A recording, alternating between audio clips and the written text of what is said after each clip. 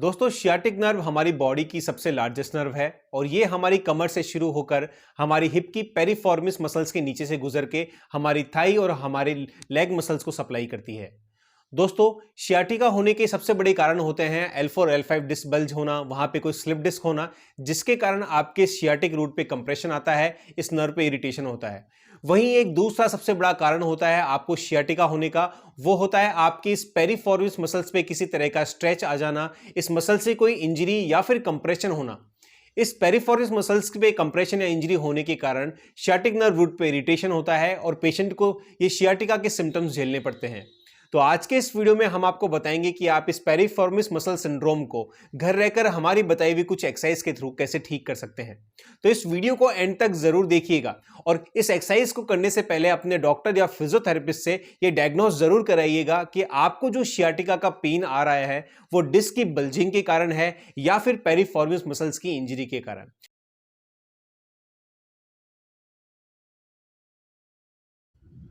दोस्तों पेरिफॉर्मिस muscle syndrome के patient में ये मसल्स टाइट हो जाती है, स्पाज्म में चली जाती है।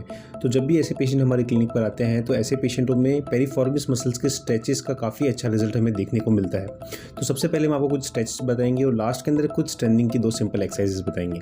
सबसे पहला स्ट्रेच करने के लिए आपको जिस पैर में पेरिफॉर्मिस मसल्स की या शियाटिका की दिक्कत है उस पैर को मोड़कर आपको दूसरे पैर पर रख लेना है और हाथ से आपको खींचना है अपने इस पैर को। ऐसा करने से आपकी जो पेरिफॉर्मिस मसल्स है उस पर अच्छा स्ट्रेच आता है, आपकी बाकी हिप की मसल्स भी स्ट्रेच आता है।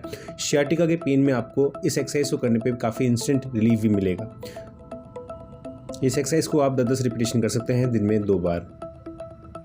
दोस्तों वहीं हमारी दूसरी जो एक्सरसाइज है ये बेसिकली शियाटिक नर्व की ग्लाइडिंग एक्सरसाइजेज है। इसे करने के लिए बस आपको अपनी थाई बोन को 90 डिग्री पर होल्ड करना है और पैर को ऊपर की तरफ खींचते हुए लेकर जाना है। फिर 5 सेकंड आपको उसे वहाँ पर रोकना है और 10 बार आपको इसे रिपीट करना है। दोस्तों इस जो एक्सरसाइजेज हैं पेरिफॉर्मिस की उसे आप शियाटिका के पेन के लिए भी कर सकते हैं। उस दोनों ही कंडीशन में आपको काफ़ी अच्छा रिजल्ट मिलेगा। तो ये जो एक्सरसाइज है ये शियाटिक नर्व ग्लाइडिंग एक्सरसाइज है। इसको करने से आपको अपनी हैमस्ट्रिंग, आपकी ग्लूट्स और आपकी शियाटिक नर्व पे पूरा अच्छा स्ट्रेच फील होगा। ये एक्सरसाइज आपको पेन फ्री करनी है, यानी आपको पैर को वहीं तक खींचना है जहाँ तक आपको दर्द ना हो।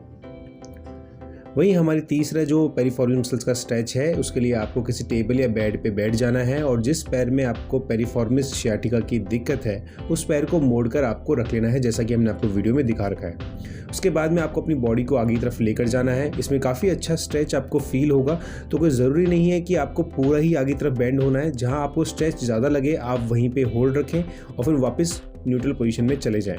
धीरे धीरे जब आप इस एक्सरसाइज को रेगुलर करेंगे आपकी पेरिफॉर्मिस की टाइटनेस धीरे धीरे रिलीज होगी। उसके बाद आप इसे ईजिली इसे आगे तक कर पाएंगे।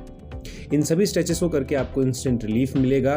ध्यान रखें किसी भी स्ट्रेच को करने में अगर आपको पेन होता है तो इसका मतलब या तो आप उस स्ट्रेच को गलत कर रहे हैं या फिर आपकी जो पेरिफॉर्मिस की स्वेलिंग है वो काफ़ी ज़्यादा है। तो बेटर है कि पहले आप इनिशियल फिजियोथेरेपी ट्रीटमेंट कराएं, किसी डॉक्टर से अपना मेडिसिन ट्रीटमेंट कराएं और उसके बाद में ही फिर इन सभी एक्सरसाइज को उनकी गाइडेंस में स्टार्ट करें। इस सभी एक्सरसाइज को आपको दिन में 2 बार रिपीट करना है। हर बार 5 से 10 रिपीटेशन आप ले सकते हैं।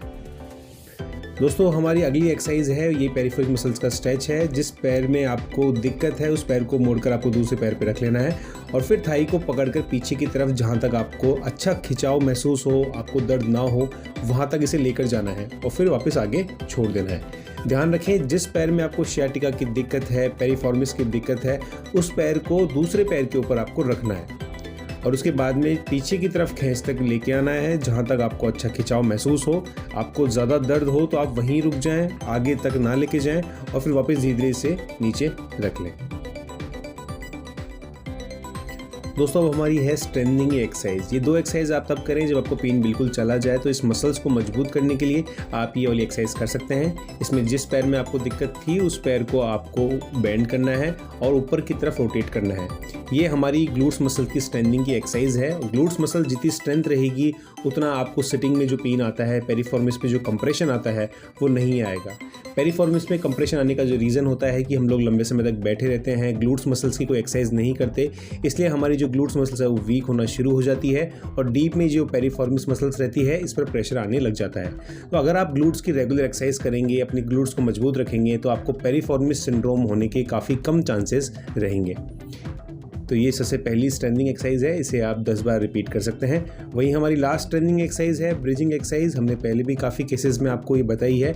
इस एक्सरसाइज को करने के लिए बस आपको नी को बेंड करना है और अपने कमर वाले हिस्से को ऊपर तक उठाना है और फिर अपने हिप्स की मसल्स को स्क्वीज करना है, 5 सेकेंड होल्ड करना है और फिर धीरे धीरे नीचे लेकर आना है। अगर आपको डिस्क के कारण सियाटिका का पेन है और साथ में ग्लूट्स की वीकनेस भी है तो आप इस एक्सरसाइज को कर सकते हैं दोनों ही केस के अंदर। ऐसे करने से आपकी हैमस्ट्रिंग मसल्स मजबूत होती है, आपकी ग्लूट्स की मसल्स मजबूत होती है, साथ ही आपकी लोअर बैक मसल्स में भी अच्छा स्ट्रेंथनिंग मिलता है। तो दोस्तों ये थे कुछ एक्सरसाइज के थ्रू आप अपने पेन को, सियाटिका के दर्द को कम कर सकते हैं। उम्मीद करता हूँ वीडियो अच्छा लगा होगा। प्लीज़ चैनल को सब्सक्राइब करना नहीं भूलिएगा। इंस्टाग्राम पे हमें फॉलो करिएगा कोई भी आपके क्वेश्चंस के लिए। मिलते हैं आप सभी से नेक्स्ट वीडियो में।